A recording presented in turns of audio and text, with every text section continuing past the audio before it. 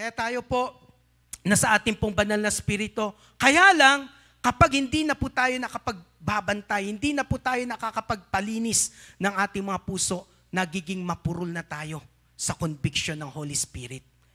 Hindi na po natin nadidiscern yung leading ng Holy Spirit. Hindi na natin naririnig yung tinig ng banal na spirito. Kaya napakahalaga na hindi lang natin hingiin ang karangyaan, ang kayamanan, ang kalusugan. Hingin rin natin na laging maging malinis ang ating mga puso. Nang sa ganon, makakilos ang banal na spirito sa atin, mapangunahan tayo ng banal na spirito, marinig natin ang boses, ang tinig ng banal na spirito. Amen? Sabi sa 2 Timothy 2:21, the Lord wants to use you for special purposes. So make yourself clean from all evil. Make yourself clean from all evil. Amen? Wala naman po dito ang natutuwa o nag-i-enjoy na gumamit ng madumi. Amen? Kapag ikaw ba'y kumain, nagamit mo yung pinggan, nagamit mo yung kutsara, nagamit mo yung mangkok, iwanan mo na lang dyan. Iwanan mo na lang sa lababo at kinabukasan yun ulit ang gagamitin mo. Wala pong nag-enjoy na gumamit ng madumi. Amen? Hindi po tayo nag-enjoy kapag gagamitin natin maduming sandok, maduming kaldero, maduming comfort room. Hindi ka magiging komportable doon. Amen? Kapag dadatan mo, halimbawa yung comfort room, madumi. Ba? Wala pong nag-enjoy sa madumi. Amen? Kaya po sabi dito, the Lord wants to use you for special purposes. So make yourself clean from all evil. Hindi po kaaya-aya ang karumihan. Sagabal ang karumihan. Hindi po kaaya-aya ito. Amen? Kaya kung titingnan po natin, yung prodigal son, di po ba ang prodigal son, nagpakalayo po siya sa kanyang ama. Naglayas. Nilusta yung kanyang kayamanan sa bisyo, sa barkada. At nung naubos, ano pong nangyari sa kanya? Nagtrabaho, tagapag-alaga ng baboy. Of course, ito po'y madumi, mabaho, at nung na-realize niya na maling ginawa niya, bumalik siya sa ama. Tinanggap naman siya ng ama. Pero sabi ng kanyang ama sa Lucas 15, 21 or 22, sabi po dito, bihisan ninyo siya. Amen? Hindi po muna siya pumasok sa tahanan ng ama. Nilinis po muna siya. Pinalitan muna yung kanyang damit. Kaya sa atin po mga kapatid, wala po makakapasok sa kaharian ng Diyos, sa tahanan ng Diyos na madumi. Kailangan po malinis po tayo. Ngunit tinawag ng ama ang kanyang mga alila, dali, kunin ninyo ang pinakamagandang damit at bihisan ninyo siya. Suotan ninyo siya ng singsing at ng sandalyas. Hindi po muna siya pinapasok sa tahanan ng ama. Binihisan muna, nilinis. Kaya napakahalaga na lagi po tayo nagpapalinis. Amen? Kailangan, dinadalangin po natin, Lord, create in me a pure heart. Pagkalinisin mo po ang aking puso. Amen? Kaya, anuman po ang mga binibenta po nilang pampa-beauty, pampa-detox, pampa-flawless. Men, ang pinakamahalaga po, hindi ka lang flawless, malinis rin ang iyong buti. Ang tunay na kagandahan, hindi lamang po sa panlabas nakikita. Amen? Kung maayos po ang iyong ugali, kung maayos po yung puso, malinis ang iyong puso, magiging maganda rin ang iyong ugali. Amen? Kaya ito nga yung nakita ng Lord kay David sa 1 Samuel 16 verse 7. Amen? Sabi po dito, but the Lord said to Samuel, do not consider his appearance or his height, for I have rejected him. Amen? Do not consider his appearance or his height. So hindi lang pala dapat yung panlabas ang pinapahalaga natin. Pahalagaan po natin yung ating mga puso. Panatiliin po natin malinis ang ating mga puso. Kung malinis ang iyong puso, magiging maganda rin ang iyong pag-ugali. Man, do not consider his appearance or his sight, for I have rejected him. The Lord does not look at the things people look at. People look at the outward appearance, but the Lord looks at the heart. Amen. The Lord looks at the heart. Basahin po natin sa Message Bible po yan. Hallelujah. Amen. Looks aren't everything. Looks aren't everything. Don't be impressed with his looks and stature. I've already eliminated him. God judges person differently than humans do.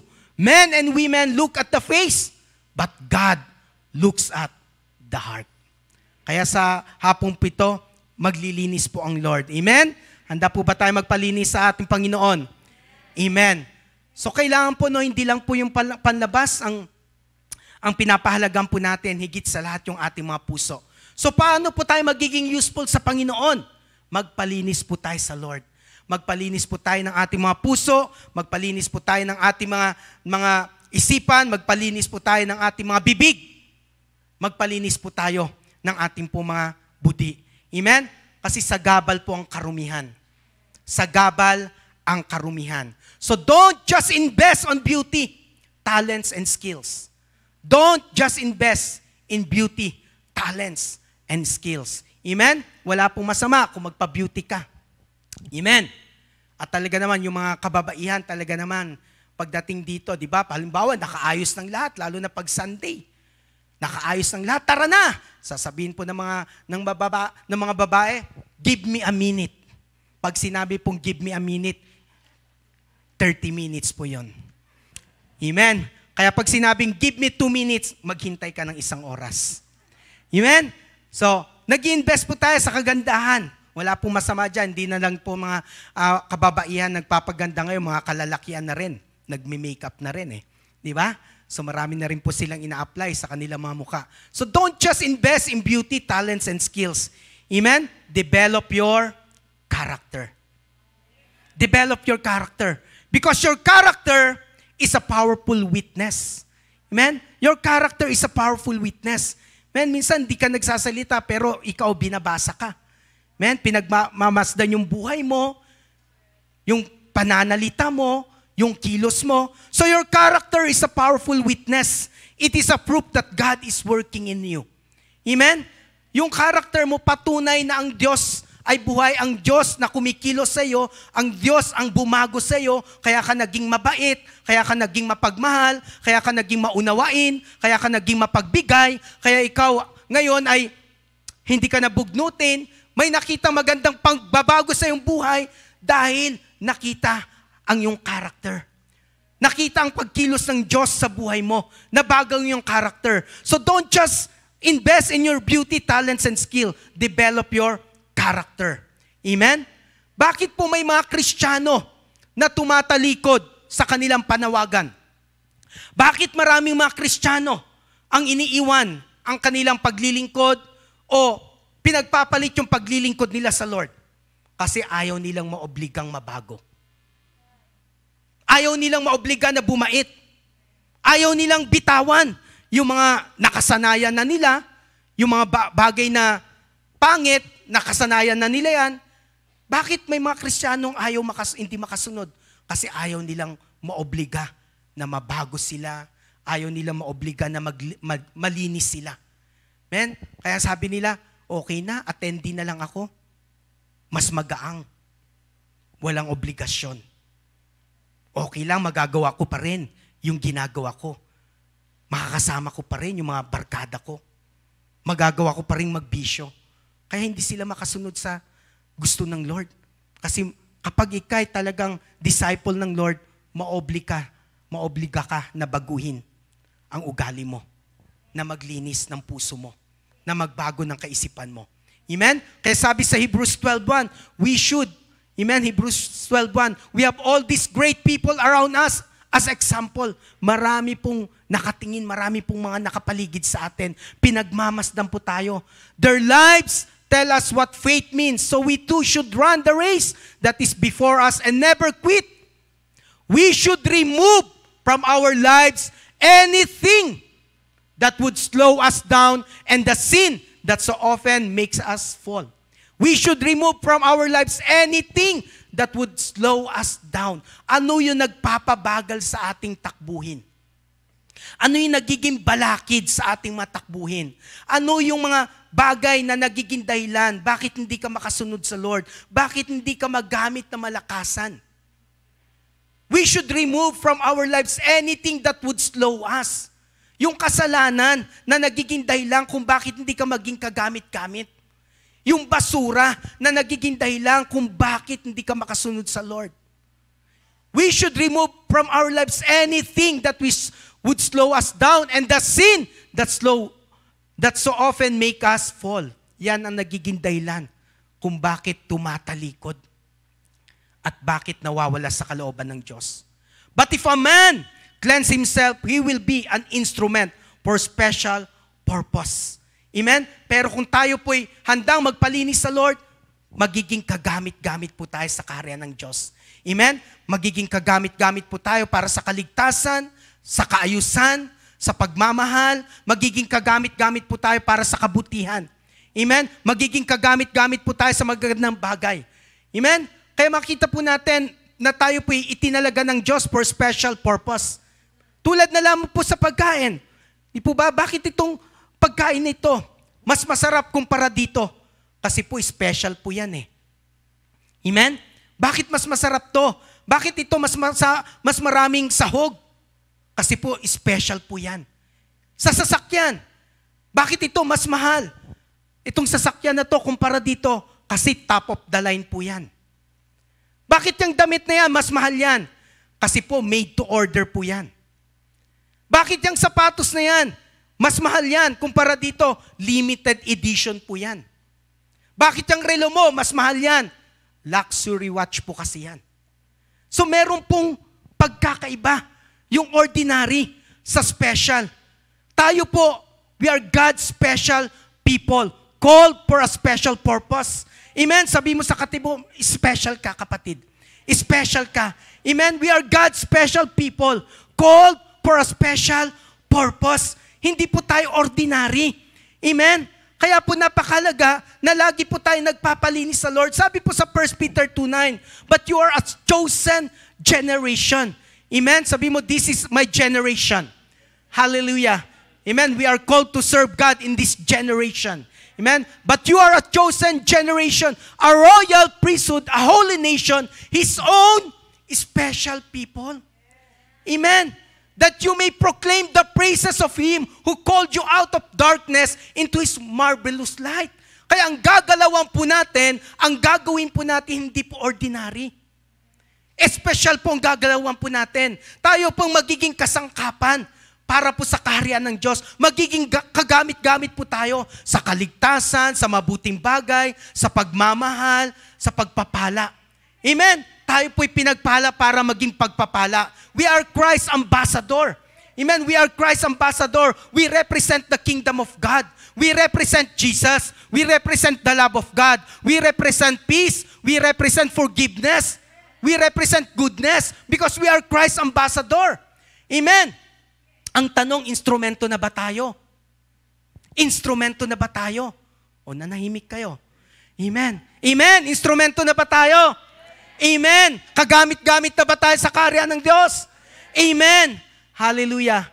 May mga bagay po, may mga pangyayari na kailangan po nating kalimutan, bitawan. May mga tao, may mga relasyon po tayo na kailangang iwanan para makamove on po tayo, para makausad po tayo. Amen? May mga nakasanayan po tayo na kailangan pong iwanan para makamove forward po tayo. Sa una po, parang mahirap. Mahirap sa una, pero maganda ang magiging resulta.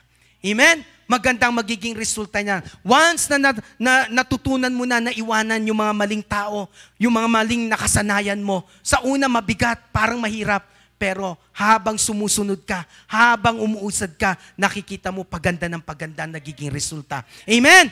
Praise God. Amen? Kaya sabi nga po, good things begin when bad things end. Good things begin when bad things end. Amen? Malalakaran mo, mararanasan mo yung mabubuting bagay, magagandang bagay kapag huminto na yung masasamang bagay sa iyong buhay. Yung mga hindi kanais-nais, yung mga hindi kalugod-lugod sa harapan ng Diyos, yung mga masamang bagay, kapag nabitawan mo na yan, praise God, maumpisa mo ng malakaran yung magagandang bagay. Amen? Sabi po sa Ephesians 5:15-17, so be very careful that you live your life wisely. So be very careful how you live. Live wisely, not fools. Sabi mo sa katabi mo, alam ko matalino ka. At mas tatalino ka pa. Amen? Mas tatalino pa tayo. Verse 16, hallelujah. I mean that you should use every opportunity you have for doing good because these are evil times. Amen? Pasama na po ng pasama ang mundo. Palala na ng palala ang mundo. Amen? Pero sabi sa salita ng Diyos, kung yung sa huling panahon ang masama, lalong magpapakasama. Pero ang mga mabuti, lalong magpapakabuti. Amen? Ang mga mabait, lalong magpapakabait. Amen? So dito, I mean that you should use every opportunity you have for doing good because these are evil times. Verse 17. So don't be foolish with your lives, but learn what the Lord wants you to do. Learn what the Lord wants you to do. Learn what the Lord wants you to do. Kaya nga tayo, hindi po tayo huminto sa pag-aaral ng salita ng Diyos. Amen? Sabi nga po, matatapos lang pag-aaral ng salita ng Diyos kapag tayo po'y nasa kaharian na ng Diyos. Pero habang dito po tayo, patuloy po tayong mag-aaral ng salita ng Diyos. Kahit na narinig mo na, kailang marinig mo pa ulit. Faith cometh by hearing. At ang salita ng Diyos, ito pong naglilinis sa atin. Ang salita ng Diyos, ito nagtutuwid sa atin. Ang salita ng Diyos, ito ang nagpapalakas sa atin. Learn what the Lord wants you to do. Learn what the Lord wants you to do. So it means do not follow the majority. Hindi porki ginagawa ng karamihan, hindi porki tanggap ng marami, ay nangangahulugan na rin, natanggap na rin ng Diyos.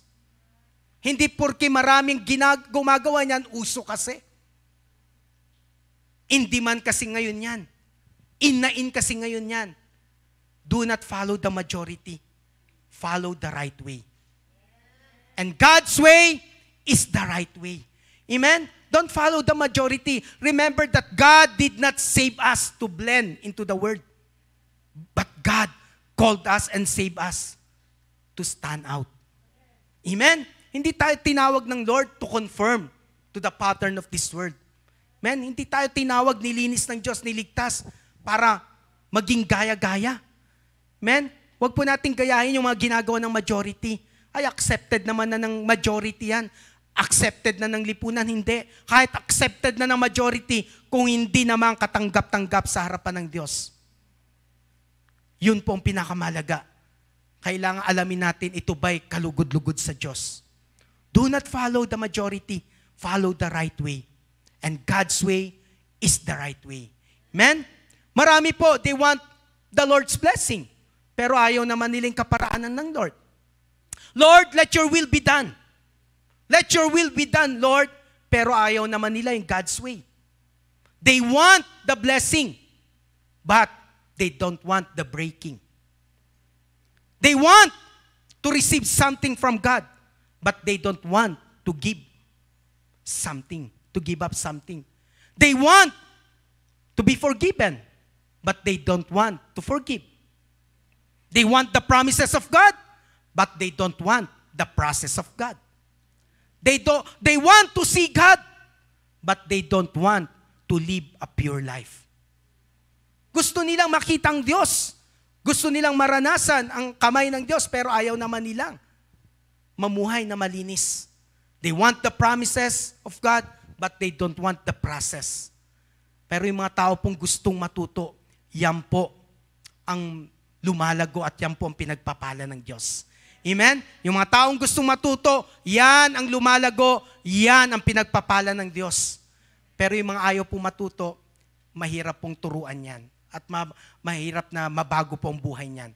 So if you want to become the best at what you do, you must never stop learning. You must never stop improving yourself. Amen? Kung gusto po nating makamtan, yung the best na inihanda sa ating ng Lord, magawa po natin yung the best na plano ng Lord, purpose niya sa atin, you must never stop learning and never stop improving yourself. Amen? Tandaan po natin, hindi po lahat ng alam natin ay tama. Marami po tayong alam, nakala natin tama. Pero pinahamak po tayo. Amen? At marami tayong hindi alam. Hindi pa natin alam yung talagang tama. Amen? Kaya if you want to become the best of what you do, you must never stop learning and never stop improving yourself. Kailangan ayusin po natin ang ating mga isip, ayusin natin ang ating puso, ayusin natin yung ating mga bibig, ayusin po natin yung ating mga kilos. So God wants us to be wise and not fool. Gusto po ng Diyos maging matalino po tayo, filled with the wisdom of God. Amen? Kaya po, yung mga matalino na, lalo pang tatalino.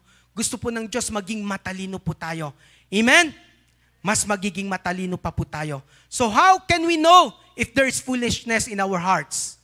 How can we know if there is foolishness in our hearts, in ourselves, sa mga sinasamahan po natin, sa mga bagay na ginagawa po natin, sa mga malimit po natin pinapakinggan? And this message is not to condemn you. Amen? This message is not to condemn us, but for us to address the problem. Amen? Hindi ito para i-condemn tayo, kundi para matumbok natin. Ano ba yung problema? Ano ba yung ugat ng problema niyan? Bakit ganyan? Parang kung halimbawa ikaw, bahing ka ng bahing. Sinisipong ka, nilalagnat ka. Babala po yan na may problema sa kalusugan mo. Kailangan mo po magpa-check up para ma-address yung problem. Kaya ka bahing ng bahing, sinisipong ka, nilalagnat ka, may problema sa iyong kalusugan. Saan ka lalapit? Sa karpintero? Sa mekaniko? Saan ka lalapit? Sa albularyo? Hindi po. Sa doktor po tayo lalapit pag may problema po tayo sa ating mga kalusugan. Because symptoms serve as a means to address a solution. Symptoms serve as a means to address a solution. Amen. Kaya may ganyan, kaya minsan inuuhog-uhog ka na, nilalagnat ka, para ma-address kung ano yung tamang solution dyan. Amen. Huwag yung maghahaka-haka na lamang. Amen. Huwag yung saan-saan ka pumupunta. Huwag kang pumunta sa albularyo. Amen. Years ago, mahabang panahon na po, nung bagong Kristiyano pa lang ako, sumakit po yung paa ko. At kala ko na napilayan lang ako, o naipit, ganyan. Kaya pumunta po ako sa kapitbahay namin. Kasi yung kapitbahay namin may kakilala po siyang magaling manghilot. Tapos sabi ko, samahan mo nga ako doon sa nanghilot. Pahilot ko tong paa ko. Parang may naipit, sabi kong ganon. O baka naman napilayan ako. Pagdating po namin doon, sa manghilot, Kristiyano na po ako noon bagong Kristiyano, nagulat po ako. Dahil ito pong manghilot na to, hindi ko po maintindihan kung anong pinaniniwalaan niya. Dahil may malalaki po siyang mga ribulto. Yung mga usual na nakikita po natin, merong ribulto ni Mary, ni Joseph, no? At meron rin po siyang ribulto ni Buddha. Meron rin po siyang mga dragon. Kaya sabi ko, ano ba tong pinasok ko? Sabi kong ganyan. Pero dahil nga ang layo ng pinunta namin, na-istorbo pa tong kapitbahay namin, nag-taxi pa kami, sabi ko, sige, pagbibigyan ko na lang to. Pero alam ko na mali yun. So, pinaupo niya po ako, mamaya-maya, naglabas na ng batya. Tapos, naglabas ng kandila. Tapos, mamaya-maya, gumaganon na. Nagpapatak na ng kandila. Tapos, natural, syempre may magpo-form doon. Diba? Sa tubig. Tapos sabi ng gano'n, nung sabi ng manghilot, ganyan. Meron kang nasaktan na mga duwende. Sabing gano'n. Pero buti na lang puti. Sabing gano'n, no? Tapos, ganitong gawin mo, dalawa kasi yon, 2 duwende, 2 puting duwende. Mag-alay ka ng 2 puting manok. Ako natatawa na lang ako. Siyempre, mayroon naman akong kaalaman dyan sa ano. So, sige po. Sabi kong ganon. Di tapos, kala nung kapitbahay namin, gagawin namin yon. Sabi ko, hindi po. Sige po, ako na pong bahala. Sabi kong ganon. So, sabi ko, may problema dito Di ang ginawa ko po, pumunta po ako sa doktor. No, yung pala po, hindi po napilay, hindi po naipit, gout pala. Gout pala ang problema, na sobrahan sa munggo, na sobrahan sa mga beans, na maga. Amen? So makita po natin, kung meron pong concern, puntahan po natin yung tama. Amen? Huwag po yung albularyo, huwag po yung mananawas ang pupuntahan po natin. Amen? Hindi po kalugod-lugod sa harapan ng Diyos. Yan sabi po sa Deuteronomy 18:10-12. Kasi marami pa rin po na hanggang ngayon, pumupunta po dito Amen? Sabi dito, sumasangguni dito, sino man sa inyo huwag magsusunog ng kanyang anak bilang handog. Huwag kayong manghuhula. Huwag gagawin ang mga ginagawa ng mga mangkukulam. Wala naman po dito pumunta sa mangkukulam, mga kapatid. Amen? Kung may kagalit kayo, may nagagalit sa inyo, huwag nyo ipakulam, ipanalangin nyo. Amen? Sino man sa inyo huwag magsusunog ng kanyang anak bilang handog, huwag kayong manghuhula, huwag gagawin ang ginagawa ng mga mangkukulam. Mga mananawas at mga sumasangguni sa mga spirito ng namatay. Amen? Kaya sabi ko nga po, yung tawas mabuti sa kilikili yan. Pero hindi maganda sa kinabukasan mo yan. Hindi pwedeng sabihin ng tawas ang kinabukasan mo. Amen? Mga mananawas at mga sumasangguni sa mga espiritu ng namatay. Yan, yung iba po, kinakausap nila yung patay. Huwag na po natin gagawin yan. Susumpain po tayo. Sabi po sa Leviticus 19:31, hallelujah, huwag kayong sasangguni sa mga kumakausap, sa mga espiritu ng mga namatay, o sa mga manghuhula. Kayo'y ituturing na marumi kapag sumasangguni kayo sa kanila. Ako si Yahweh ang inyong Diyos. Amen. Kaya ito po'y paglilinis sa atin ng Lord. Kung hanggang ngayon naniniwala ka pa rin sa manghula, pati yung mapapangasawa mo, dinadaan mo sa hula. Lord, sino mapapangasawa ko? Lord, anong itsura niya? Anong damit niya? Lord, talagang wala na ako sa kalendaryo. Kaya sobrang desperado, sumasangguni sa manghula. Panalangin mo po yan. Amen? Pray, wait, and don't compromise. Amen? Ay, ito na lang, siya na lang. Kasi malapit na ako mawala sa kalendaryo eh. Bahala na, hindi po ganun. Pray, wait, and don't compromise. Amen? Huwag po natin sangguni sa manghula po yan. Amen? Kaya kung tayo po hindi pa po na nakawala sa bagay nito, ito po yung araw na pinapalaya po tayo ng Lord. Huwag po tayo makikipag-usap sa patay. Huwag po tayong sasangguni sa mananawas. Huwag po tayong pupunta sa mga mangkukulam. Amen? So symptoms serve as a means to address a solution. Amen? So ulitin ko po, this message is not to condemn us, but for us to address the solution. Amen? So kung meron ka pong problema sa iyong kalusugan, of course, pumunta ka sa doktor. Kung merong problema yung sasakyan mo, pumunta ka sa mekaniko. Amen? Kung may problema sa batas, pumunta ka sa lawyer. Kung may problema sa bahay mo, pumunta ka sa karpintero.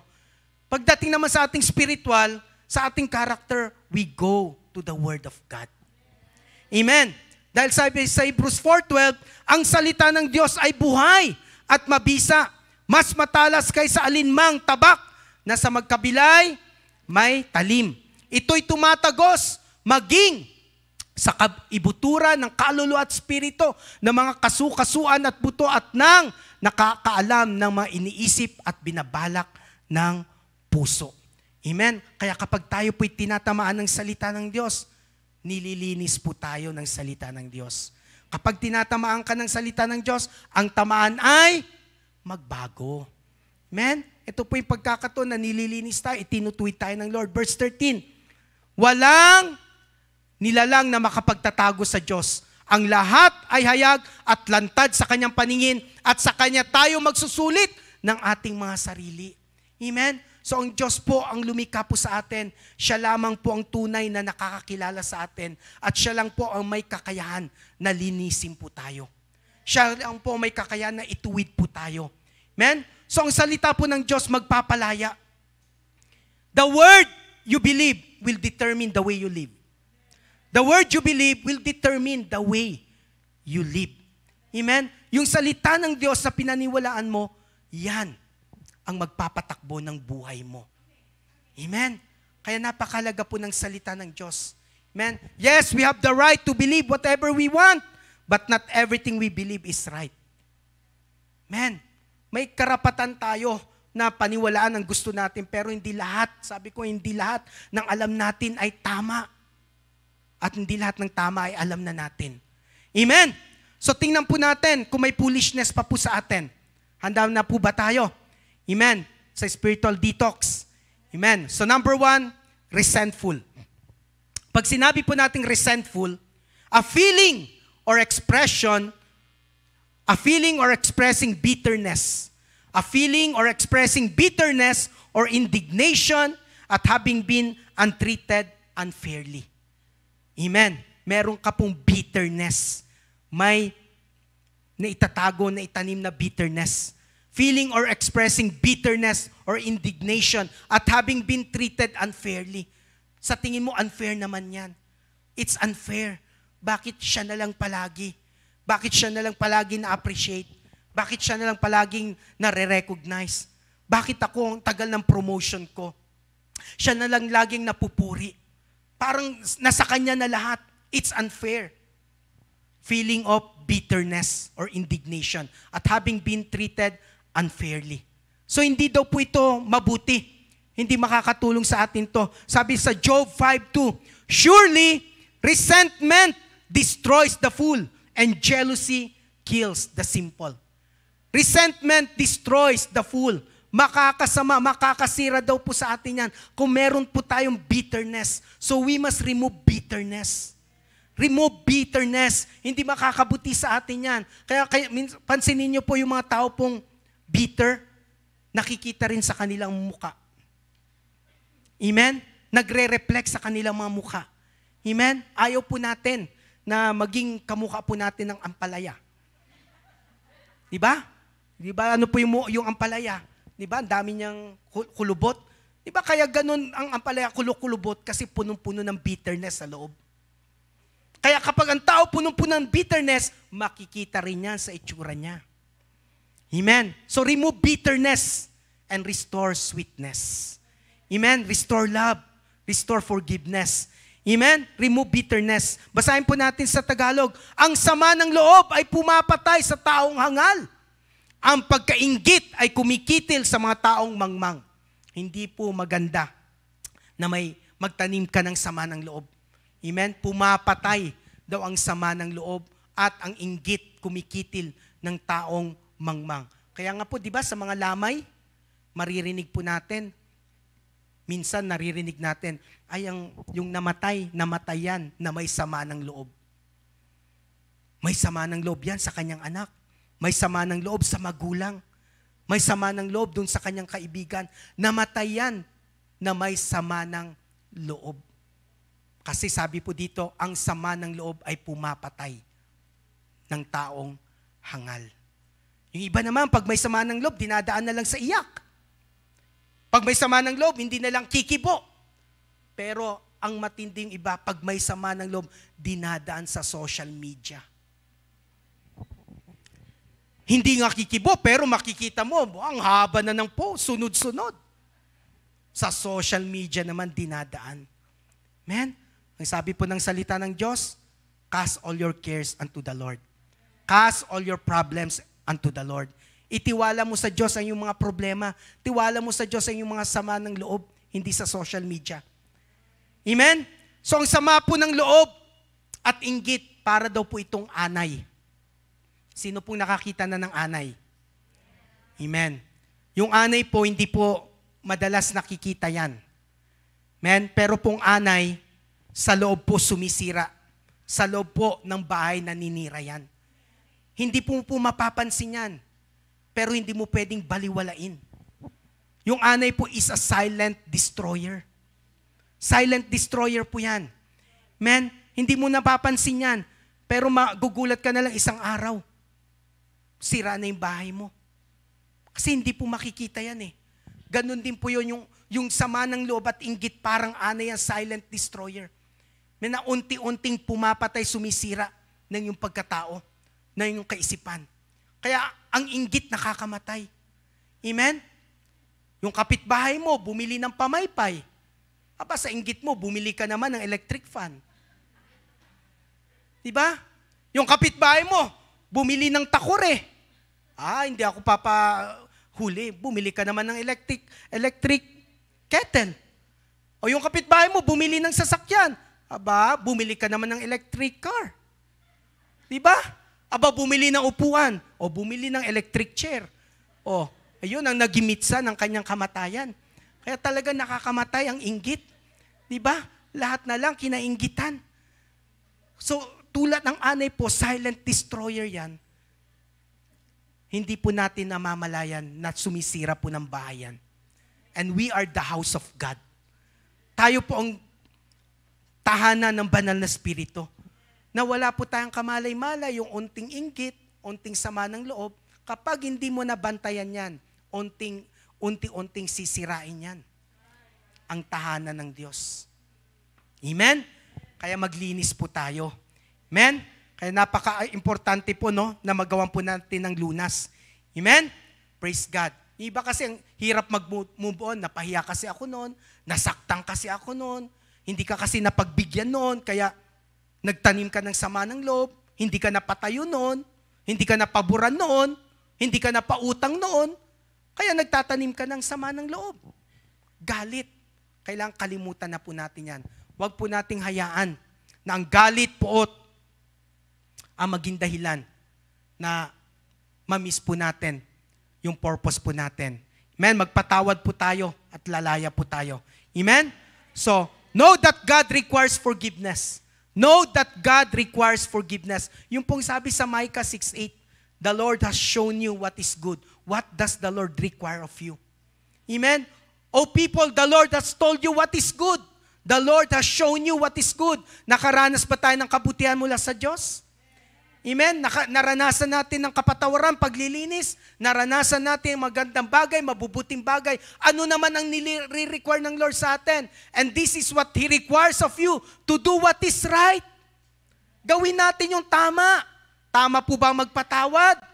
Yes. Tama po bang gumawa ng mabuti? Yes. Tama po bang umunawa? Yes. Tama po bang maglingkod sa Diyos? Yes. To do what is right, to love mercy, and to walk humbly with your God.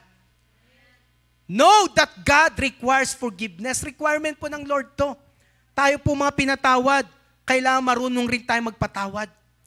Yung pong sabi sa Efesos 4:31-32. Amen. Kaya hindi pwedeng tumanggap ka ng kapatawaran, tapos ikaw hirap ka magpatawad. Alisin na ninyo ang lahat ng sama ng loob, puot at galit. Huwag na kayong mambubulyaw, manlalait at mananakit ng damdamin ng kapwa. Amen? Minsan, yung mga magulang mo pa, binubulyawan mo. Amen? Nakakalungkot po, no? Na makikita po natin ngayon, parang po yung mga magulang ang sunod-sunuran sa mga anak. Ha? Sabi po dito, alisin na ninyo ang lahat ng sama ng loob, puot at galit. Huwag na kayong mambubulyaw, manlalait at mananakit ng damdamin ng kapwa. Verse 32. Hallelujah. Sa halip maging mabait kayo at maawain. Sabi mo sa katabi mo, buti na lang mabait ka na. Buti na lang maawain ka na. Amen? Magpatawad kayo sa isa't isa tulad ng pagpapatawad sa inyo ng Diyos dahil kay Kristo. Sabi dito, magpatawad kayo sa isa't isa. Hindi pinag-uusapan dito kung sino nagkamali. Hindi pinag-uusapan kung sino nakasakit. Hindi pinag-uusapan dito kung sino nasaktan. Ang sabi dito, magpatawad kayo sa isa't isa. Amen? Kaya, napatawad po tayo, matuto rin po tayo magpatawad. Yung iba naman, hindi ko pa kaya eh. Time will heal. Mali po yun. Paano kung datnang ka ng Lord, hindi ka pa heal dyan? Kahintay mo sa time na yan. Hindi po. Mali po yung time will heal. No? It is by faith. Ang pagpapatawad by faith po yan. And it is commanded by God. Amen? Kaya magsisimula po yan sa panalangin. Sisimula mo yan, Lord, pinapatawad ko tong taong to. Lord, araw-araw po yan. Kaya ilang beses daw tayo magpapatawad? Amen? Sa Mateo 18, amen? Yung iba po alam na nila ito, pero kailangan po marinig ulit natin. Amen? Dahil yung iba po, kailangan po nila to. Sabi dito sa Mateo 18, lumapit si Pedro at nagtanong kay Jesus, Panginoon, ilang beses ko bang patatawarin ang aking kapatid na nagkasala sa akin? 7 beses po ba? Yan, malimit. Paulit-ulit na kasi, nakakasawa na. Hindi ko na siya kayang patawarin. Hayaan mo na lang siya, maimpyerno siya. Ikaw maimpyerno niyan. Diba? Kasi ikaw hindi nagpatawad eh. Nakakasawa na. Huwag po nating kasawaan ng pagpapatawad. Amen? Ilang beses ko bang patatawarin ang aking kapatid na nagkasala? Sino po nagkasala? Yung kapatid. Amen? Ilang beses ko bang patatawarin ang aking kapatid na nagkasala? 7 beses po ba? Sinagot siya ni Jesus, hindi 7 beses, kundi 70 ulit na 7. Ibig sabihin, walang katapusan. Amen. Walang hangganan. Hanggang bumalik ang ating Panginoon. Amen. Verse 23. Hallelujah. Sapagkat ang kaharian ng langit ay katulad nito, ipinasya ng isang hari na hinga ng ulat ang kanyang mga alipin tungkol sa kanilang mga utang. Yan. Napunta po tayo sa utang. Amen. Praise God. 24. Nang simulan niyang magkwenta, dinala sa kanyang isang lingkod na may utang na milyong-milyong piso. Grabe. Kung may utang ka man, di pa umabot siguro sa milyong-milyon. Mas malaki ang problema ng taong ito. Milyon ang utang niya. Amen? Pero tingnan natin anong nagawa dito. Dahil siya'y walang maibayad, inuutos ng hari na ipagbili siya. Ipagbili siya pati ang kanyang asawa, mga anak, at lahat ng kanyang ari-arian upang siya'y makabayad. Sa laki ng kanyang pagkakautang, ang hiningi ng kabayaran, yung mga mahal niya sa buhay. Wala pa naman pong humantong sa ganyan. Amen? Kaya may utang ka man ngayon, hindi pa katapusan ng mundo. Amen? Tutulungan ka ng Diyos, ipoprovide ng Lord yung pambayad sa pagkakautang mo. Amen? Hindi pa tayo humantong sa ganyan na ang hininging kabayaran, yung mga mahal mo sa buhay, yung ari-arian. Amen? Verse 26. Hallelujah. Lumuhod ang lingkod sa harapan ng hari at nagmakaawa. Bigyan pa po ninyo ako ng panahon at babayaran ko sa inyo ang lahat. Amen? Kaya wag takbuhan, makiusap. Amen? Makiusap ka, wag mong takbuhan. Amen? Wag mong takbuhan. At mahabag pa sa iyo yan. Verse 27, praise God. Naawa sa kanyang hari, kaya't pinatawad siya sa kanyang pagkakautang at pinalaya. Amen? Kaya sa oras nito, may lalaya sa kanilang mga pagkakautang. Amen? May lalaya sa kanilang pagkakautang. May makakabayad sa kanilang mga pagkakautang. Amen? Dahil ang Diyos natin ay Diyos na mahabagin. Ang Diyos natin ang Diyos na tumutulong sa atin. Sa mga marunong magpakumbaba. Amen? Naawa sa kanyang hari, kaya't pinatawad siya sa kanyang pagkakautang at pinalaya. Amen? Verse 28. Ngunit pagkaalis roon, ay nakita niyang isa niyang kapwa-lingkod na may utang sa kanya. Na ilang daang piso lang. Ilang daang piso lang yung utang sa kanya. Anong ginawa niya? Sinakal niya ito, sabay sabi, magbayad ka ng utang mo. Grabe, pinatawad siya, hindi na pinabayaran sa kanya yung milyon niyang utang, pero siya, 100 lang ang utang, sinakal niya. Magbayad ka ng utang mo. Talagang ginipit niya. At sabi sa verse 29, lumuhod ito at nagmakaawa din. Tulad ng ginawa ng utang ng 1,000,000, ito, 100 lang, nagmakaawa din siya. Bigyan mo pa ako ng panahon at babayaran kita. Verse 30, hallelujah. Ngunit hindi siya pumayag. Sa halip ito'y ipinabilanggo niya hanggang sa makabayad. 31. Sumama ang loob ng ibang malingkod ng hari sa pangyayaring iyon. Kaya't pumunta sila sa hari at nagsumbong. Mahirap kapag po sa hari na nagsumbong. Amen? Kapag sa hari na namang hari, nagsumbong yan. Yung mga naaapi, yung mga ginigipit. Sumama ang loob ng ibang mga lingkod ng hari sa pangyayaring iyon. Kaya't pumunta sila sa hari at nagsumbong. Verse 32. Pinatawag ng hari ang lingkod na iyon, napakasama mo. Sabi niya, pinatawad kita sa utang mo sapagkat nagmakaawa ka sa akin. Verse 33. Naawa ako sa iyo, hindi ba't dapat ka rin sanang nahabag sa kapwa mo?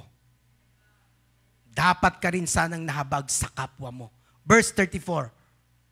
At sa galit ng hari, siya'y ipinabilanggo hanggang sa mabayaran ng buo ang kanyang utang.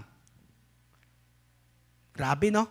Gayon din ang gagawin sa inyo ng aking Ama na nasa langit kung hindi ninyo taos-pusong patatawarin ang inyong kapatid.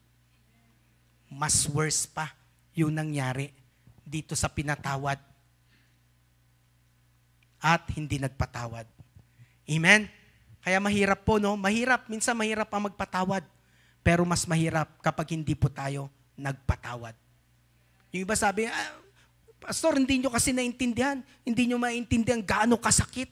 Gaano kasakit yung ginawa sa akin. Gaano kahirap yung ginawa sa akin. Yes, hindi man po namin maintindihan. Pero si Jesucristo, naiintindihan niya yan. Amen? Tama ka dyan, hindi natin maintindihan yan. Hindi namin maintindihan yung sakit na naranasan mo, yung panloloko na ginawa sa'yo. Pero si Jesucristo ang siyang tunay na makakaintindi sa'yo. Dahil siya mismo, wala siyang kasalanan. Pero siya'y pinahirapan, dinuraan, pinagsasampal, pinaghampas, pinatay. Para sa iyo at para sa akin. At maging para dun sa tao na naka-offend sa iyo. Amen? Hindi lang namatay si Jesucristo para sa iyo at para sa akin. Maging sa taong naka-offend sa iyo. Nakapanakit sa iyo. Namatay din ang ating Panginoon Jesucristo. Kaya walang dahilan. Walang magandang rason para hindi tayo magpatawad. Amen? So we are told to forgive others just as Christ forgive us. Do we deserve it? Deserve ba natin? No. Do they deserve it? Hindi. Walang deserve nito. Walang nakaka-deserve sa atin. Pero mahal tayo ng Diyos. Kaya siya namatay sa atin. Amen? Sabi nga sa Romans 5:8, God demonstrate His own love for us. While we are still sinners, Christ died for us. Makasalanan pa lang tayo, namatay na si Jesucristo para sa atin. Hindi hinintay ng Diyos na magbago ka bago siya mamatay. Hindi hinintay ng Diyos na isuko mo muna yung buhay mo sa Kanya bago siya mamatay. Makasalanan pa lang tayo, namatay na si Jesucristo para sa bawat isa po sa atin. Maging sa mga taong nakapanakit po sa atin. Kaya walang magandang dahilan. Amen? Na hindi tayo makapagpatawad. Bago pa lang natin mahalin ang Diyos, minahal niya na tayo. Amen? Bago pa lang tayo maglingkod sa Lord, naglingkod na siya para sa atin. So forgiveness is not something we do for other people. We do it for ourselves to get well and to move on. Para pala sa atin to, tayo makikinabang dito. Amen? At sabi po rin po sa 1 Corinthians 13 verse 5, love keeps no record of wrong. Pag ang tunay na nagpatawad na, hindi na po gumagawa ng talaan o listahan. Yung iba 10 years ago, 20 years ago, talagang nakatala pa yung mga ginawang kasalanan. Ang tunay na nagpatawad, burado na. Tulad ng pagpapatawad sa atin ng Panginoon Jesucristo, burado ng ating mga kasalanan. Tayo rin pinatawad na ng Panginoon. Huwag ka nang gumawa ng listahan ng mga kasalanan. Pagkukulang na nangyari sa'yo noon. Yung iba ito nagiging problema kapag merong hindi pagkakaunawaan, pinapaalala pa, binabalikan. Ikaw nga noon, ganitong ginawa mo sa akin. Kala mo, nakakalimutan ko yung kasalanan mo sa akin. Love keeps no record of wrong. Amen? Yan ang tunay na nagpatawad na. Forgive, forget, and move on. Wag mo na isusumbat. Nagpatawaran na nga kayo. Bakit gagawa ka pa ng talaan, listahan ng mga kasalanan sa iyo? Burado na yan. Amen? Number 2, refusing counsel. Ano po yung number 1? Resentful. Number 2, refusing counsel. Ito po yung mga umiiwas sa correction. Amen? Umiiwas sa correction, tinatanggihan yung correction, ayaw tanggapin yung correction. Amen? Kaya minsan kapag nako-correct, lumalayas. Kapag nako-correct na, nagre-resign. Kapag nako-correct na, bumababa. Nagtatampo. Nagdadamdam. Yung iba nagagalit. Refusing counsel. Amen? Yung bang alam ko na yan. I know it all. Alam ko na yan. This is my life. I know it all. Alam ko na yan. Hello? Si Google nga, hindi niya rin alam lahat. Only God knows it all. Ang Diyos lang ang tunay na nakakaalam ng lahat. Man, kaya hindi natin pwedeng sabihin, ay, alam ko na yan. Refusing counsel. Sarado ang puso at isipan. Amen? At makitid ang pangunawa. It is a sign of foolishness. Proverbs 9:8-9. Don't correct such people, or they will hate you. But correct those who are wise, and they will love you. Amen? Yung mga taong ayaw magpakorek, magagalit sa iyo yan. Magtatampo. Amen? Pero yung mga matatalino daw, yan daw, kapag kinorek mo yan, salamat. Handang makorek, handang matuto, handang magbago. Yan ang pinagpapala ng Diyos. Amen? Yan daw ang katunayan na matalino ka. Kapag kinokorek ka, masakit man, tinatanggap mo ito. Handa ka matuto, handa mong baguhin yung di kaayos-ayos. Amen? Handa mong itama. Amen? Sabi nga po, where there is no correction, there is no restoration. Where there is no correction, there is no restoration. Amen? Kasi pag sinabi po nating correction means the restoration of something to its proper condition. Correction means the restoration of something to its proper condition. Paano mare-restore ang isang bagay kung ayaw mong makorek? Kung ayaw mong magpatuwid? Amen? Kaya kung ibig sabihin pala kung nakokorek ka, maganda pala to. Maganda pala sa buhay natin ang correction. Amen? Kasi naitutuwid na itatama yung dapat ayusin. Amen? Halimbawa, simple na lamang sa bahay nyo. O di ba, pinagluto ka. Tapos sabi sa'yo, ay, medyo maalat yung luto mo. Ay, ganun ba? Di, kayo na lang magluto. O bumili na lang kayo. Maalat pala eh. O paano ka matututo kung ayaw mo makorek? Simple lang yon, di po ba? Diba? O kala ko ba inayos mo yung kwarto mo? Ang gulo-gulo. Eh wag na kasi kayong pumasok dito. Magulo pala eh. Ah, wala nang pwedeng ayusin. Kung gano'n ang ugali po natin, ayaw natin tumanggap ng correction. Amen? Ano pang pwedeng ma-improve sa iyo? Ano pang pwedeng baguhin? Kung ayaw mong tumanggap ng correction. Pero po yung mga matatalino, kahit na masakit yan, salamat po. Opo, aayusin ko po. Amen? Kasi kung defensive ka lagi, ay walang may gusto sa iyo. Lalayasan ka nila kasi ayaw nilang mag-clash kayo. Iiwasan ka nila. Ayan, pag kinorek mo yan, magka-clash lang kami. Iiwasan ka nila. Kaya hindi makakabuti sa iyan. Pero kapag positibo ka, teachable ka, yan yung mga magandang turuan. Amen? Lalo ka pa nilang gagabayan. Lalo ka pa nilang tutulungan kasi handa kang matuto. Amen? At yung mga handang matuto, yan ang pinagpapala ng Diyos. Palakpakan po natin ng Lord. Amen? So kailangan po natin maging teachable. Kailangan maging teachable po tayo pagdating po sa salita ng Diyos. Amen? Kasi kung hindi po tayo teachable, not even the Word of God would be effective. Amen? Kaya kapag nasa gawain ka, nakikinig ka ng salita ng Diyos, teachable ka. Handa ka magpaturo, handa ka magpakorek sa Lord. Kasi kung hindi ka teachable, kahit na dami ng kapahayagan, tataas ng kapahayagan, walang mangyari. Kasi sarado na yung puso mo eh. Kaya sabi sa Hebrews 3:15, today if you hear His voice, do not harden your hearts. May narinig na salita ng Diyos, pero matigas ang puso. Ay, hindi ko kailangan yan. Ay, alam ko na yan. Ay, degree holder ako. Marami ata akong degree. Diba? AB, AD, DVD, USB. Lahat na lang, nasa iyo na. Lahat na, sobrang talino mo, kapatid. Pero ayaw mo makinig ng salita ng Diyos. Today, if you hear His voice, do not harden your hearts, mga kapatid. And it is also important to thank the people who correct you and instruct you. Amen? Pasalamatan mo kahit masakit, kahit may adjustment, pasalamatan mo yung mga taong nagko-correct sa'yo, nag-instruct sa'yo. Because if nobody is correcting you, you are in danger of deception. If nobody is correcting you, you are in danger of deception. Ang natutuwa lang dyan si Satanas at pumapalakpak yung mga demonyo sa impyerno. Ay, meron na namang madadagdag sa ating grupo. May madadagdag na naman na kaluluwa dito sa impyerno. If nobody is correcting you, you are in danger of deception. Mahirap po yan. Kapag wala na nagko-correct sa'yo, wala na nag-i-instruct sa'yo. Diba? Balikan natin yung prodigal son. Bakit siya lumayo sa tahanan ng kanyang ama? Kasi ayaw niyang magpa-correct. Gusto niya, sarili ko, ay, meron na akong kayamanan. Diskarte ko naman. Gusto ko naman yung gagawin ko yung gusto ko. Kaya lumayo siya sa tahanan ng ama, yung walang magko-correct sa kanya, yung walang magtutuwid sa kanya, yung walang magpapaalala sa kanya, yung wala siyang maririnig na sermon, yung wala siyang maririnig Men, na pagtutuwid. Kaya nagpakalayo siya. May maganda bang nangyari sa kanya?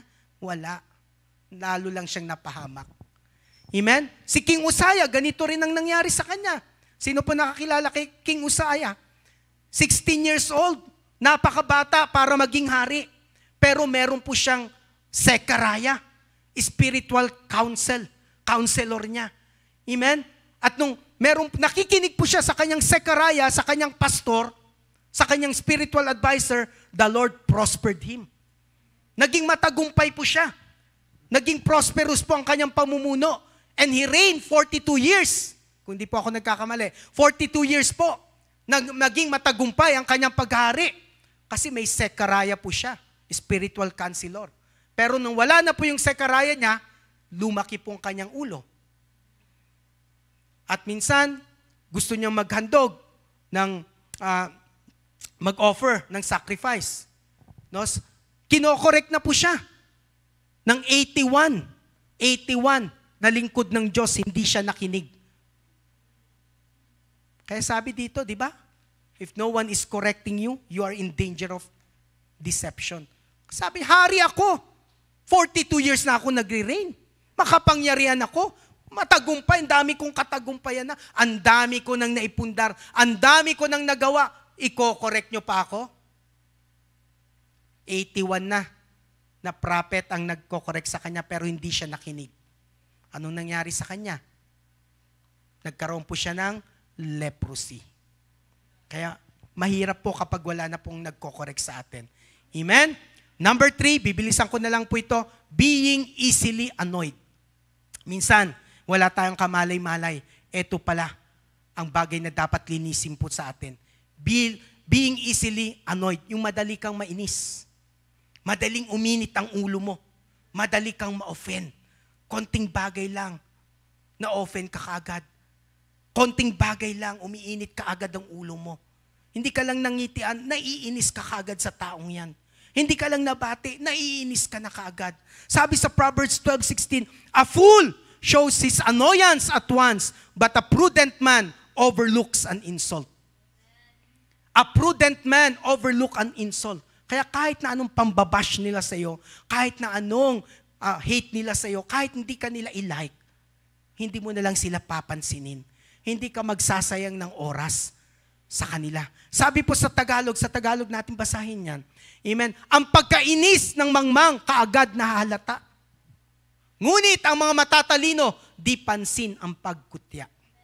Kaya kung matalino ka, iwasan mo na lang yan. Amen? Huwag mo hayaang masira ang araw mo. Amen? Hindi mo na papansinin yung mga bashers mo, haters mo. Hindi mo na sila papatulan. Amen?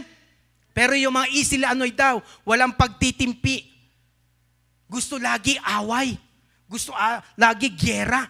Gusto lagi merong labanan. Lagi may pagtatalo. Amen? Parang yung dalawang kusinero. Amen? Yung dalawang kusinero, sabi ng isang kusinero, habang sila'y nagluluto, sabi niya, ng isang kusinero, talagang itong sibuyas lang talaga, ang gulay na nagpapaiyak sa atin. Nagkaroon po sila ng pagtatalo. Sabi ng isang kusinero, hindi totoo yan. Hindi ako naniniwalang sibuyas lang ang nagpapaiyak sa ating mga kusinero. Hindi, sibuyas lang. Hindi totoo yan. O nagtalo po sila. O hanggang mamaya isa kumuha ng kalabasa, hinampas doon sa mukha niya, umiyak tuloy yung isa. O ngayon, naniniwala ka na hindi lang sibuyas ang nagpapaiyak. Di ba? Walang pagtitimpi. Gusto laging away. Gusto laging gyera. Madaling mainis. Sabi po sa NLT, a fool is quick-tempered, but a wise person stays calm when insulted. Amen? Kaya sabi mo sa katabi mo, kalma ka lang. Kalma lang. Amen? Kapag may pag-iinsulto, minsan sa parking pa lang, nagkakakiskisan na. Amen? But a wise person stays calm when insulted. Amen? Kaya wag po tayong padalos-dalos, wag mainitin ang ulo. Amen? Wag mainitin ang ulo, wag kang padadaig sa inis. Amen? Hayaan mo yung mga demonyo na iniinis ka lang yan. Huwag kang painis. Amen? Huwag laging daanin sa away because it is a sign of foolishness. So stop being offended easily. Hindi pwedeng lagi tayong balat sibuyas. Amen? Hindi pwedeng laging dadaanin sa init ng ulo. Sabi sa Proverbs 20 verse 3, avoiding a fight is a mark of honor. Only fools insist on quarreling. Yan, matuto po tayong umiwas sa away.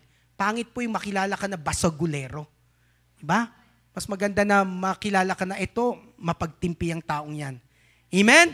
Praise God. Pero meron po talagang mga taong ganon, parang hindi po kontento o hindi kumpletong araw nila na walang nakakaaway. Kaya kahit sino awayin, yung sales lady, yung taxi driver, gusto nila kahit sino na lang awayin nila. Yung katrabaho nila. Diba? So hindi po magandang senyales po yan. Amen? Pastor, sabi kasi, fight the good fight of faith Kaya kailangan awayin ko siya. Hindi po yan. Mali po yung sinasabi mo. Ang sinasabing fight the good fight of faith, dahanin mo sa tuhod. Luhuran mo. Overcome evil with good. Amen? Hindi yung sabing fight the good fight. Talagang gera kung gera. Hindi po ganyan. Amen? Praise God. At number 4, being pleased with evil conduct.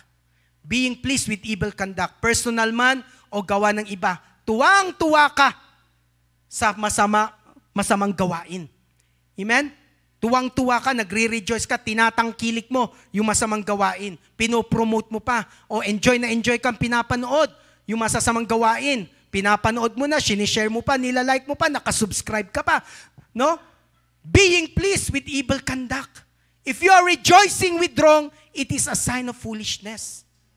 Bidang-bida ka sa kwentuhan. Puro naman mga kalasuan ang pinagkukwentuhan nyo.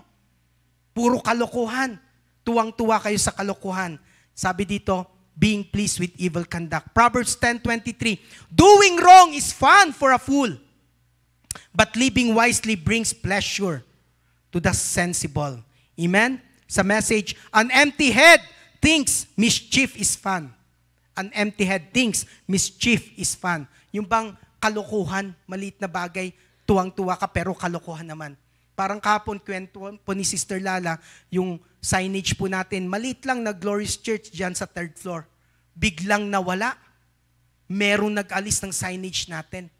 At nakita nila tinapon dun sa may terrace. Sa kanila, parang tuwang-tuwa sila. Tuwang-tuwa, ay alisin natin tong signage ng Glorious Church. Alisin natin to, tuwang-tuwa silang ganyan. Pero, sabi dito, an empty head thinks mischief is fun. Kala nila nakakatuwa, pero pagpapakita lang na walang laman ang kanilang mga utak. Kaya hindi po natin kinakatuwa ang masamang gawain. Amen? Ang paggawa ng kasalanan ay kasiyahan ng masama, ngunit ang mabuting asal, kasiyahan ng may unawa. Ano po nagpapasaya sa atin? Ngayon, malapit na naman pong Halloween. Isa pang bagay nito, marami pa rin po ako nakikita, mga Kristiyano, born again, nakikiisa pa, nag-enjoy pa sa Halloween. Dinadamitan pa nila yung mga anak nila na mga nakakatakot. No? Ano pong sinasabi dito? May picture tayo para basahin nyo na lang po. Ayan po. Yan, dinadamitan nila ng witch, vampire, yan, wizards, ghosts. Yan, andyan po. Tungkol yan, ano pong sinasabi ng Bible sa mga witches sa Exodus 20-18. Tungkol sa mga vampire, Leviticus 7:26-27. Wizards, Deuteronomy 18:10-12. Ghosts, Leviticus 19:31. Yung iba, ayan, mag-ghost hunting pa sila. Spirit of the glass. Yan, kinakatuwaan nila yung masamang gawain. Huwag na po tayo makiisa dyan. Sabi po sa Ephesians 5:11, don't partake, don't take part. Amen? Ephesians 5:11. Amen? Take no part in evil or in darkness. Amen? Kaya tayo mga Kristiyano, hindi na natin kinakatuwa. Huwag na kayong sumasali-sali dyan sa mga Halloween na yan. Tuwang-tuwa pa kayo, nagme-makeup pa kayo. Amen? Have nothing to do with the fruitless deeds of darkness, but rather expose them. Amen? Tuwang-tuwa pa, binibihisan yung mga anak nila, no? Tapos trick or treat, yung iba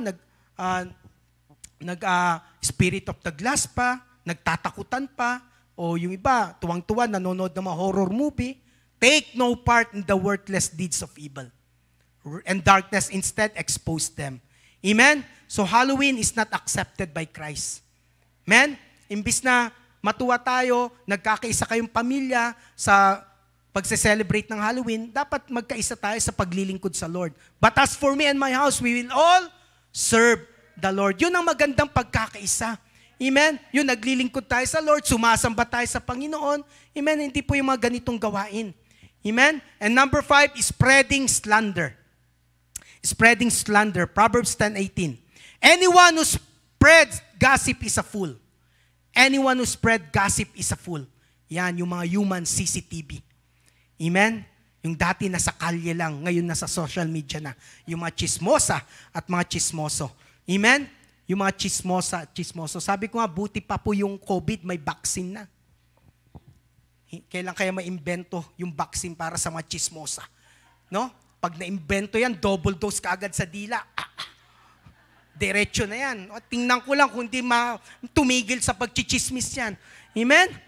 Kailan kaya maimbento yan? Chismosa ka, ito, double dose ka agad sa'yo. Manhid ka agad yung dila niyan. Di ba? Ganon eh. Anyone who hides hatred is a liar. Anyone who spreads gossip is a fool. Hallelujah. Yung mga nagkakalat po ng chismis. Man, ayan si Juana, buntis na naman. Wala dito yung asawa niya, di ba? Malaki lang ang tiyan, buntis na, baka busog lang. O bilbil lang yan. Tingnan mo yung katabi mo. Di ba? Baka bilbil lang naman, busog na. Nakita lang naman lumaki ang tiyan. Ginismis ka agad, nabuntis. Busog lang pala. Sagana lang sa pagkain. Di ba? Ayan, si Maria, kuripot talaga yan. Kuripot lang, hindi ka lang pinahiram, kuripot na. Kung nag-iipon nga, o ayaw lang magpahiram kasi budol ka talaga.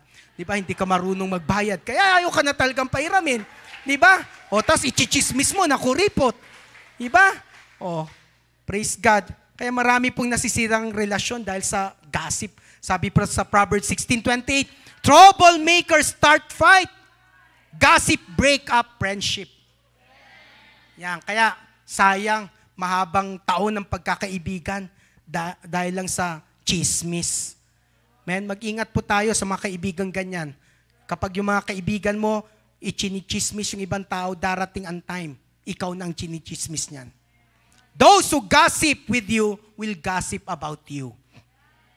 Amen? Mag-ingat po tayo. Gossip break up friendship. Proverbs 11:13. No one who gossips can be trusted with a secret. Basahin nga po natin. Basa.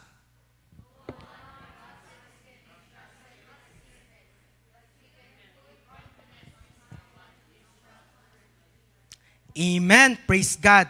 Hallelujah. No one who gossip, amen, can be trusted with a secret, but you can put confidence in someone who is trustworthy. Sabi mo dyan sa katabi mo, alam ko, mapagkakatiwalaan ka. Amen. Hindi mo ako ichichismis. Sabi mo, hindi mo ako ichichismis. Amen? Sa Tagalog po, walang maitatago sa bibig ng madaldal. Amen? Ngunit, ang tunay na kaibigan, iyong mapagkakatiwalaan.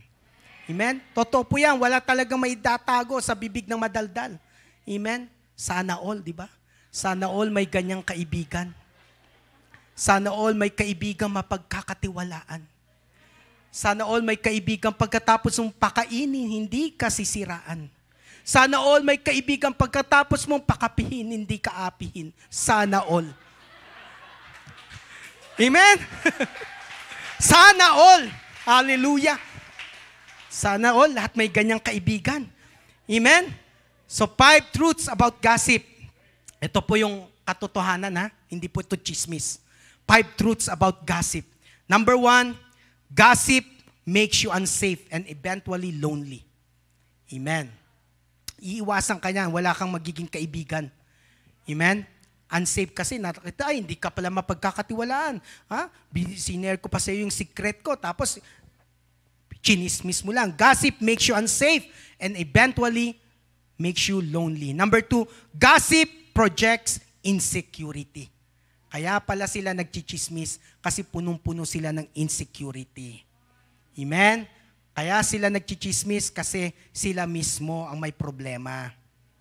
Kaya sila naninira ng ibang tao kasi sila mismo ang may problema. Amen? Number 3, gossip indicates emotional immaturity. Gossip indicates emotional immaturity. Senyales pala yan ng immaturity. Amen? Hindi kayang i-handle ang problema, ang situation. Number 4, gossip comes back. Ito matindi. Gossip comes back. Babalik sa'yo. Ang basurang itinapon mo, babalik sa'yo. At mas matindi pa, mas marami pa, mas marumi pa, at mas nakakasira pa. Gossip comes back to you. Kaya hindi maganda po. Amen? Ang basurang itinapon mo, babalik sa'yo. And gossip lies to you. Ikaw mismo ang tumatanggap ng kasinungalingan. Amen? Ng baluktot. Amen? So mag-ingat po tayo na hindi po tayo maging katitisuran at hindi po tayo magkasala dahil sa mga bagay na yan. So when people gossip, evil is edified. When people gossip, evil is edified. Amen? Huwag tayo magkalat ng ikakasira ng ating kapwa. Huwag tayo magkalat ng chismis. Ang ipagkalat natin, yung good news, yung mabuting balita. Sabi ng Lord, go and preach the good news. Amen? Yan ang ipagmalita natin, yung magandang balita. Amen? Para marami pa pong maligtas at mapagpalat, mabago ang kanilang mga buhay. Amen? Praise God. So we must set a boundary. So keep your life, keep your body pure in the sight of God and man. Keep your life, your body pure in the sight of God and man. Amen? Sabi po sa Matthew 5:8, blessed are those who are pure in heart, for they will see God. Blessed are those who are pure in heart, for they will see God. Amen? Kahit na pong gaano karami na ang tinanggap mong mensahe, napakataas na kapahayagan kung wala namang application yan. Ang gaganda ng kapahayagan na tinanggap mo, mensahe ng Lord. Ang gaganda ng quotations. Ang galing. Hindi po sa pagalingan. Hindi po sa title, hindi po sa position, kundi sa palinisan ng puso. Amen? Kaya kahit gaano ka kagaling, ang puso pa rin ang titingnan ng Lord. Kahit marami kang achievement, yung puso mo pa rin ang titingnan ng Lord. Amen? Kahit ng dami mong kapahayagan tinanggap, yung puso pa rin ang titingnan ng Lord. So you must pursue purity in Christ. Amen? Purity of heart, purity of soul, purity of body, purity of mind. Amen? Sabi po sa Joshua 3:5, sanctify yourself for tomorrow the Lord will do wonders among you. So if we sanctify ourselves, God will do wonders for us. Amen? Kapag na-sanctify po tayo, sabi po sa Tagalog, linisin ninyo ang inyong mga sarili sapagkat bukas ay masasaksihan ninyo ang mga himalang gagawin ni Yahweh. Amen? So, linisin ninyo, kaya may paglilinis po. Amen? May paglilinis po. Kapag tayo po nagpalinis ngayong araw nito, amen? God made us and He alone know us. Amen? Nilikha po tayo ng Diyos, siya lamang nakakaalam, nakakilala sa atin. Amen? Siya po ang manlilikha natin at siya lang po may kakayahan na tayo po'y linisin, ituwid. So what is in your life that is keeping you from a deeper and more intimate relationship with God? Ano ang nagiging dahilan kung bakit hindi ka lubusang magamit ng Diyos? Hindi ganong kalalim ang relasyon mo sa Diyos. Ano ang dahilan? Is it an attitude towards someone else? Yung bang pakikitungo mo sa ibang tao? Malamang may bitterness ka, resentful, o baka may tinatago ka pang sama ng loob. O dahil ayaw mong makorek, ayaw mong pinagsasabihan ka. O hanggang ngayon, natutuwa ka pa rin sa gawaing masama, nakikisa ka pa rin sa mga gawaing masama. What is it in your life that is keeping you from a deeper and more intimate relationship with God? Is it a feeling of pride in yourself? Dahil sa tingin mo, alam mo ng lahat? Hindi mo na kailangan to? Kaya mo namang gawin ang lahat? Or a desire that you know is displeasing to God and yet you continue to nurture it and act as if it will do you no harm? Alam mo nang hindi mabuti. Alam mo nang hindi maganda. Alam mo nang hindi kalugod-lugod sa Diyos. Pero, sa tingin mo, okay lang. Hindi naman makakasama sa akin to. Mga dahilan kung bakit hindi tayo magamit ng malakasan ng Lord kung bakit hindi natin malakaran ang purpose ng Lord sa ating buhay. The Lord wants to use you for special purposes. Gusto tayong gamitin. May hindi aksidente na tayo pinili ng Diyos. Tinawag ng Diyos. Bawat isa po sa atin. Ayaw ng Diyos na maligtas ka lang. Ang gusto ng Lord, magamit ka niya for a special purpose. Tumayo po tayo. Amen?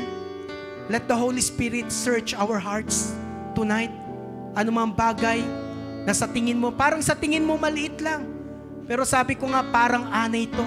Kung hindi mo po itidil yung maliit na yan, kung papabayaan mo lang yung maliit na yan, lalala yan. At sisira yan ng panawagan mo sa Diyos. Sisira yan ng relasyon mo sa kapwa mo. Sisira yan na magandang layunin ng Diyos sa buhay mo. Kaya, let the Holy Spirit search our hearts tonight. Ano yung bagay na yon? Bitterness? Madali ka bang mainis? Nainggit ka ba? May pride ka ba? Ayaw mo magpakorek? Hanggang ngayon, natutuwa ka pa sa mga gawaing hindi ka lugod-lugod sa Lord. Let the Holy Spirit search our heart tonight. Huwag niyo pong pahintulutan na matapos ang araw na ito na hindi niyo po nahakbangan ang bagay na dinirect sa inyo ng Lord. Kung meron ka pong dapat hingin ng tawad, ayusin na relasyon, message mo, i-text mo, email mo, gawin mo po yan sa araw na ito. Dahil malinaw pong sabi ng Lord, sanctify yourself, for tomorrow, I will do wonders for you. Amen?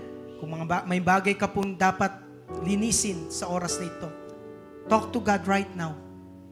Itong nagiging balakid, itong nagiging bagahe, itong nagiging lason, basura, kabigatan, ask God.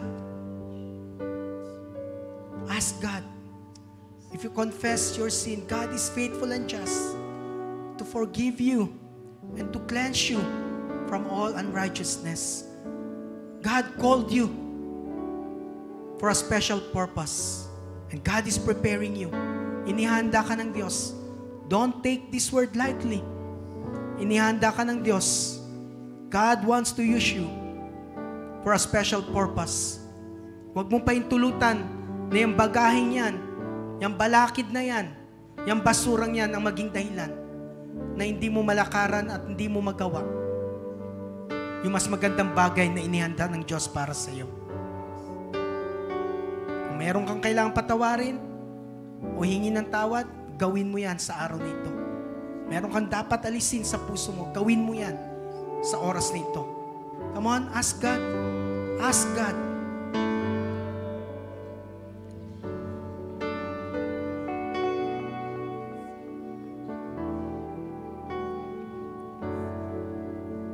Tulad ni David, create in me a pure heart, O God. Renew a steadfast spirit within me. Yan ba ang nagiging dahilan kung bakit hindi mo marinig ang tinig ng banal na spirito? Madali kang makompromise. Madali kang mahatak.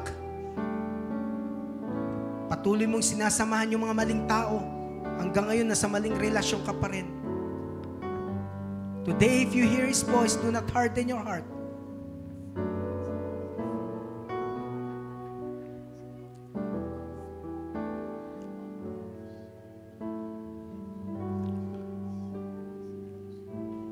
Father God in heaven, truly, Father God, that you're gracious, you are loving, slow to anger, forgiving, and abounding in love.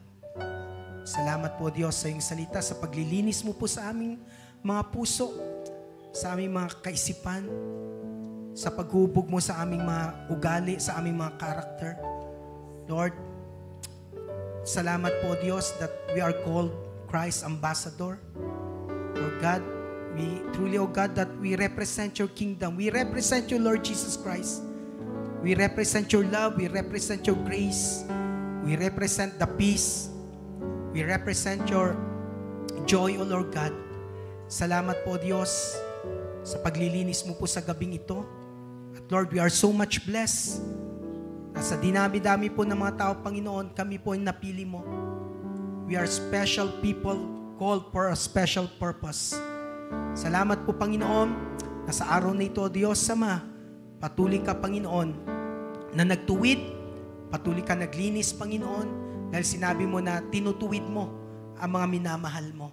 Salamat po, tunay nga po ang salita mo'y makapangyarihan, ito'y buhay. Lord God, as we sanctify ourselves, as we cleanse ourselves, O Lord God, with your most precious blood, as we ask forgiveness for all our sins, O God, Lord, we claim your word that tomorrow, O Lord God, Yes. tomorrow, Lord God, Yes. tomorrow, Hallelujah. you will do wonders among us, O Lord God. Maraming salamat, O Diyos Ama. Salamat po, Diyos, at ang bawat isa sa amin ay inihanda mo para sa iyong kaharian. Lord, salamat po sa paghahanda mo sa amin, Panginoon. Lord God, truly, Lord God, that we belong to you, God.